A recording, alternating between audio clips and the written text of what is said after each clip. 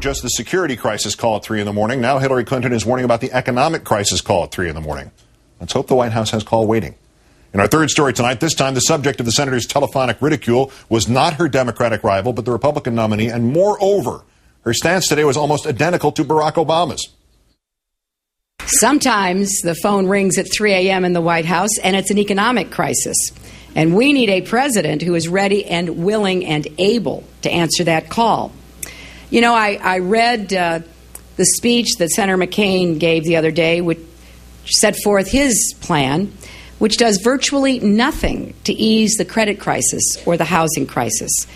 It seems like if the phone were ringing, he would just let it ring and ring and ring. One aside, always hire the professional lighting people. Both Democrats were on the same page today. Neither slammed the other. Both united in hitting McCain for his speech Tuesday, advocating an economic philosophy, a philosophy best described as, "You're on your own, sucker." John McCain recently announced his own plan. And unfortunately, it amounts to little more than watching this crisis unfold. While this is consistent with Senator McCain's determination to run for George Bush's third term, it won't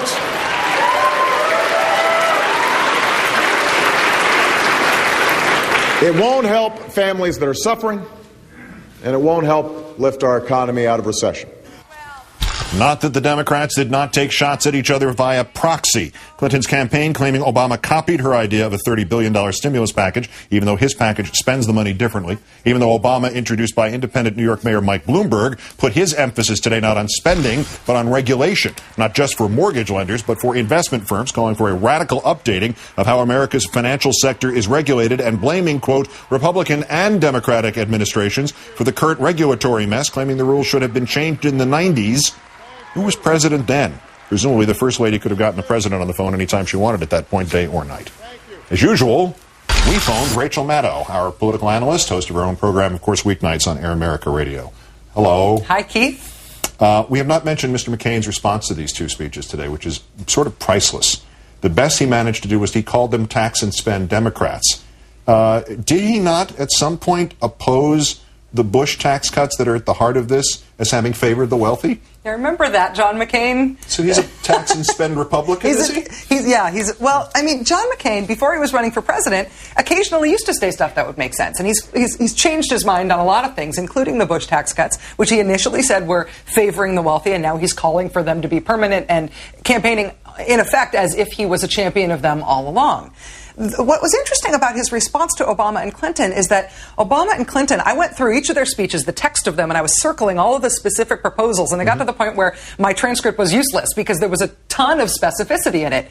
And I think that maybe John McCain responded by just saying, tax and spend, because he didn't want to get caught out on hitting them in any of the details, because we know that he himself has admitted that he doesn't really understand the details. Well, yeah, but how do you, when the economy seems, barring, a global warming causing cash to fall out of the sky between now and November, it seems like the economy will vie with a worsening situation in Iraq as the number one issue going into the campaign, the actual campaign, whenever the Democrats stop the fratricide. How do you take a campaign and base it on this most important issue with this game plan of faith-based economy or good luck, everybody? How are you going to do that? Yeah, and it's not just the game plan of, we'll just have to see what happens. You know, we'll have to see how this all shakes out. It's not just that that's his proposed intervention, which is to do nothing. Mm-hmm. It's also what he says about how he understands how we got to be in this crisis. His explanation on his economic speech this week is he said that the reason we're in the subprime crisis is because home lenders were complacent. Mm-hmm. He also said, and I quote, because of complex financial instruments that weren't particularly well understood. So, according to Senator McCain, that's his analysis. Banks felt wrong, had nothing to do with deregulation. They just had the wrong feeling, and finances are hard.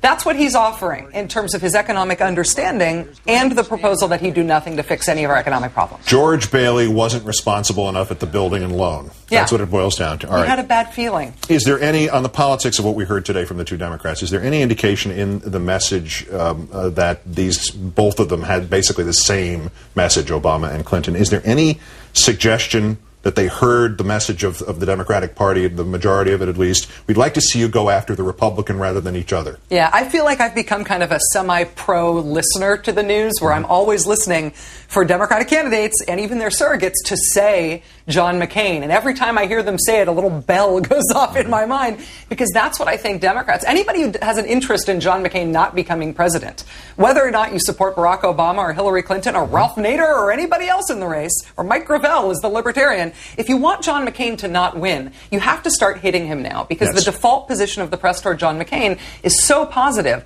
that unless other candidates are actively and specifically going after him all the time, his free ride takes him right to the White House. Well, it could go down a sidetrack of Bob Dole the second coming, but we'll see how that. It needs to be pushed. The difference is, though, with the way Bob Dole lost, is that he got hammered for about 7 straight months by the Democratic side, and I'm happy, and there are bells going off every time I hear them start talking about McCain. It's been a long time waiting for it, but I do think we're starting to see them both pivot that direction. Last political subtext in New York. What was that with Mayor Bloomberg introducing Obama today? I know. I think that he misses being in the headlines next to the words possible presidential candidate. And so this was a way to get himself back into the headlines. I really don't see a future this time around with Bloomberg making a serious run of it, but I know he likes to get those stories written about him. He'll be in the news a lot if he endorsed, I'm sure of that. Rachel Maddow of MSNBC and Air America, always a pleasure. Thank you. Keith.